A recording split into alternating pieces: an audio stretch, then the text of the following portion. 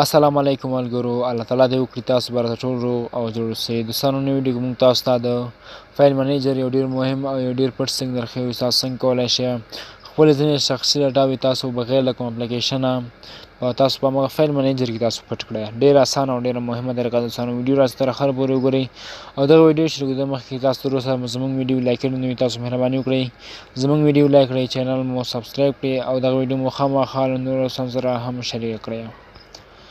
ګورستان تاسو لومړی راشئ یو خپل فایل منیجر ته تاسو ګورئ. دوستانو زه راغلم د مای فایل ته چې کله مای فایل ته راغلی د ګورئ دوستانو تاسو سره میمري کارډ وي نو هم کوم فرق نه کوي که یا انټرنل سټوریج کې ما سره ځینې زما شخصي ډاټا وي زه غواړم چې دا پټې کړم یا ځینې نور عکسونه دي یعنې ځینې نور معلومات دي زه غواړم چې دا د همدلته پټ شي بغیر له کوم اپلیکیشنه.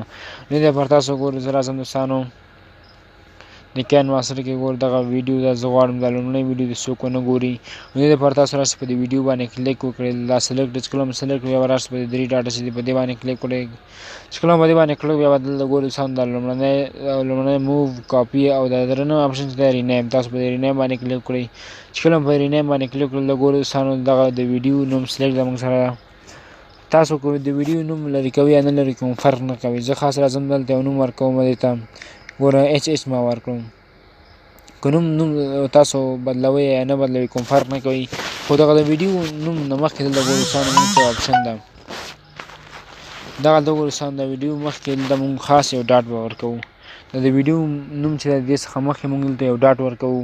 چې کله هم دغه ډاټ ورکړو ګورئ دوستانو تاسو ګورئ دغه د ویډیو نوم ده او بیا ورپسې اول ډاټ به ورکړي تاسو د ویډیو نوم څخه مخکې که بیا تاسو نوم ورکوئ کوم فرق نه کوي خو دلته یو ډاټ تاسو باید ورکړئ. چې کله دا ډاټ ورکړو او بیا تاسو راشئ په رینیم باندې کلیک کړئ. چې کله مو رینیم باندې کلیک وکړو دوستانو هغه ویډیو چې ده له دې څخه ورکه شوله.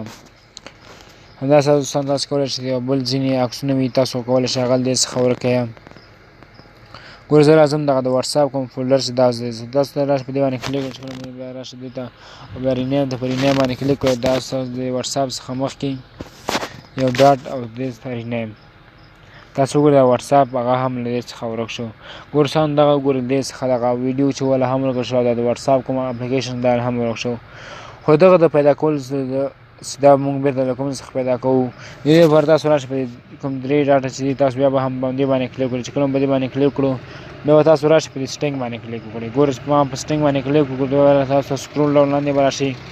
دلته ګورئ یو اپشن موږ ته راکړی دی شو هیډن فایلز. دلته ګورئ دوستانو تاسو به راشئ دا به یو ځل شو کړئ. چې کله مو شو کړو ګورئ دوستانو دا نور دغه عکسونه بېرته موږ ته همالته ګورئ لاړل. دا وګورئ دغه عکس ما پټ کړی یو دانه او ځینې نور سینې اپلیکیشن ما هغه وګورئ که د کاین ماسټر راځم ګورئ دغه ویډیو مخکې شپږو دا ګورئ بېرته دلته تاسو ګورئ لږ خیره غوندې ښې دا بېرته سمېږي او دغه وټساپ فولډر چې ما ورکړی دا وګورئ بېرته موږ سره راغی. دوستانو دغه تاسو کولی شئ چې خپلې شخصي ډاټاوې بغیر له کوم اپلیکیشنه تاسو له دې څخه هایډ کړئ. چې کله مو په کار تاسو دغسې کولی شئ هغه بېرته راولئ. مننه دوستانو چې ویډیو مو راسره تر اخره پورې وکتله.